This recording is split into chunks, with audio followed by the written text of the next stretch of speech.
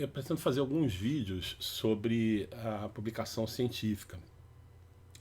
A questão me foi chamada a atenção pela doutora Thaís Medinaceli Rochel de Camargo, por acaso minha filha, de que o que eu estava falando pressupunha um certo conhecimento prévio com relação à publicação, que talvez não fosse do conhecimento de todos. Então eu resolvi fazer esse vídeo introdutório, seguindo a sugestão adequada dela, para colocar algumas questões relevantes para depois poder falar do que eu queria falar, né? Quer dizer, em primeiro lugar, chamar a atenção da importância que o processo de publicação tem para a ciência. Não existe ciência sem publicação, né? O próprio nome indica, publicação, tornar público. É fundamental, né, para a atividade da pesquisa, para a comunicação entre cientistas e para o avanço da própria ciência que seja publicado. Inicialmente, né, quer dizer, se a gente pegar aí a referência do que é considerado o início da ciência moderna com Galileu, a publicação era através de livros, né, e aí já se beneficiando da invenção da imprensa de tipos móveis, que provocou toda uma verdadeira revolução, né, nos processos de comunicação de uma maneira geral, e certamente na comunicação científica. Posteriormente, né, quer dizer, começam a surgir, né, aqui a gente tem a primeira revista científica que foi criada no mundo, a Philosophical Transactions of the Royal Society, foi criada em 1665 e é a mais antiga, ela existe até hoje, né? O filosófico do título aqui, no caso, se refere ao que a gente chama, filosofia natural, que a gente chamaria hoje em dia de ciência, né? E que passou a ser, talvez, a principal forma, principalmente para as ciências chamadas duras, a principal forma de comunicação entre cientistas, né, de comunicação dos resultados da sua pesquisa. Com o avanço, né, desse processo, essas publicações começaram a proliferar, né, e hoje em dia não se sabe nem quantas revistas científicas existem no mundo. Existem estimativas que falam para cerca de 30 mil revistas com perto de 2 milhões de artigos que são publicados por ano. O que coloca uma dificuldade muito grande para quem é cientista, para se manter atualizado, e para quem está publicando, para conseguir que se perceba, né, que se tem alguma atenção para aquilo que a pessoa publica. Eu vou falar um pouco de como é que é, né, quer dizer, desde que você começa a escrever um artigo, que tem esse artigo pronto, como é que se processa, né, a caminhada até que ele chegue a ser publicado. E tudo começa, evidentemente, com a produção de um manuscrito, né? Eu tenho um texto e eu quero que ele seja publicado. Eu identifico uma revista, né, de preferência uma revista que tenha alguma visibilidade, e aqui chamar atenção para a importância que tem os chamados indexadores, né, as bases de dados que tem, que trazem indicadores, trazem as referências para os artigos, às vezes o texto completo desses artigos, né, que você pode fazer uma pesquisa sobre o tema e ter recuperações de artigos. Então ter uma revista que está incluída em boas bases bibliográficas é uma forma de você poder pelo menos saber que vai ter alguma chance do seu trabalho ser percebido por outras pessoas. O que acontece depois é que normalmente uma revista científica tem uma editora, um editor, às vezes um grupo de editores e chefe, que faz uma primeira avaliação da adequação daquilo, porque cada revista tem um escopo, né? Não é toda revista que publica todos os temas da ciência, se aquilo dali é minimamente adequado, se tem, enfim, tem algumas características. Passando por essa avaliação preliminar, esse editor ou esse editor vai enviar esse manuscrito para um grupo de pessoas que a gente chama de revisores, que vão fazer uma avaliação se esse artigo merece ser publicado ou não.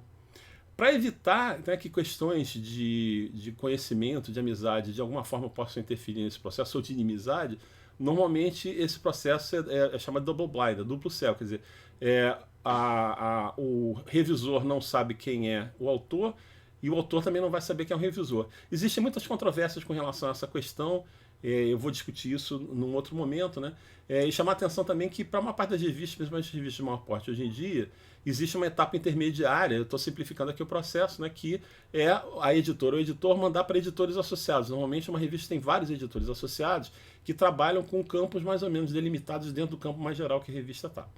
Uma vez que esses revisores façam essa avaliação, eles devolvem pareceres para o editor ou editora, né, que podem ser favoráveis, desfavoráveis, enfim, contendo comentários, e com base nesses pareceres, a editora ou editor vai fazer uma avaliação, que pode ser simplesmente de rejeitar o artigo, pode ser de devolver para o autor para que novamente ele seja revisto, faça uma revisão, e aí vai passar para uma outra rodada para pareceristas, ou eventualmente ele pode ser aceito para publicação, né? Quer dizer, quando ele é aceito para publicação, ele vai estar disponível, né? E aí, dependendo do tipo de revista, a gente tem revistas que são pagas, que você só tem acesso ao conteúdo se você pagar, você tem revistas que são de acesso aberto. Aqui também tem uma série de detalhes que eu pretendo falar em outros vídeos, né? E aí, depois de ter sido publicado, começa a expectativa de que alguma pessoa venha efetivamente a ler, né? Quer dizer, aquilo que a gente produziu. E aqui, né, encerro, quer dizer, na verdade o que eu queria dizer, essa apresentação geral está aqui, mas eu acho que vale a pena um pouco de humor, e eu queria mostrar o trabalho de Eric Schumann, que é um astrônomo e humorista da ciência, que é ligado, eu não sei se ele é um dos editores, mas enfim, a revista chamada Annals of Improbable Research, que publica, como o próprio nome diz, né, que é uma série de artigos fazendo comentários sobre a ciência, de humor sobre a ciência, e que é responsável pelo chamado Prêmio Ig Nobel, né, que é o prêmio concedido à pesquisa mais absurda ou irrisória, enfim, a cada ano. E ele escreveu esse artigo, um artigo é uma piada, né, na verdade, né, uma comédia, nessa revista, na Annals of Improbable Research, escreveu esse artigo, How to Write a Scientific Paper, que é como escrever um artigo científico. E é o que a gente vai ver, o que ele diz na sequência.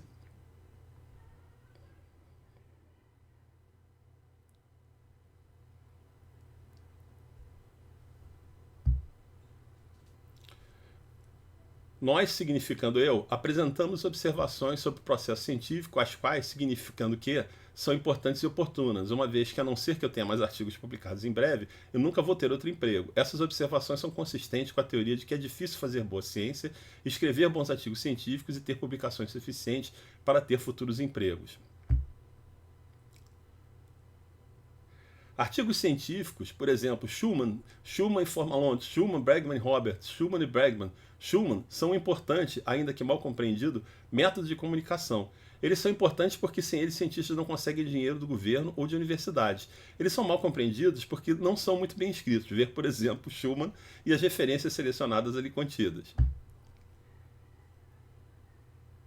O real objetivo das introduções é, claro, citar seu próprio trabalho, por exemplo, Schumann, o trabalho de seu orientador, exemplo, Bregman, Schumann e Tomizaka, o trabalho de sua esposa, por exemplo, Cox, Schumann e Bregman, o trabalho de um colega de faculdade, por exemplo, Taylor, Morris e Schumann, ou mesmo o trabalho de alguém que você nunca viu, desde que seu nome calhe de estar no artigo, por exemplo, Richmond et al.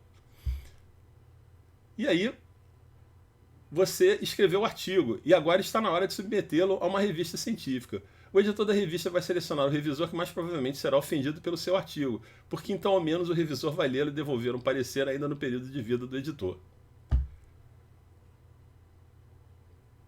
Se os seus erros não são pegos antes da publicação, você eventualmente terá que escrever uma errata, explicando A, como você falhou completamente, e B, mesmo que seus resultados experimentais sejam totalmente diferentes, suas conclusões não precisam ser mudadas. Erratas podem ser boas para a sua carreira, elas são fáceis de escrever e a convenção é referi-las como se fossem artigos reais, levando o leitor casual e talvez também o Science Citation Index a pensar que você publicou mais artigos do que realmente fez. Schumann et al., 1994.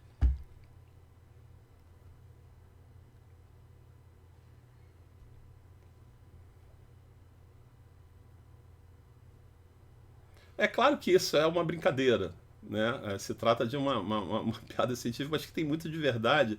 E várias das coisas que ele ironiza nesse pequeno texto, nesse artigo, que eu recomendo a leitura, eu vou, como sempre, deixar a referência na descrição do vídeo, ele já aponta para algumas dessas dificuldades.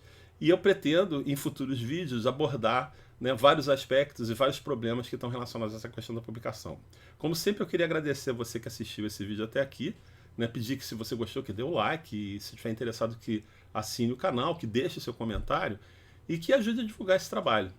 Até a próxima semana, espero que fiquem todos bem até lá. Aquele abraço.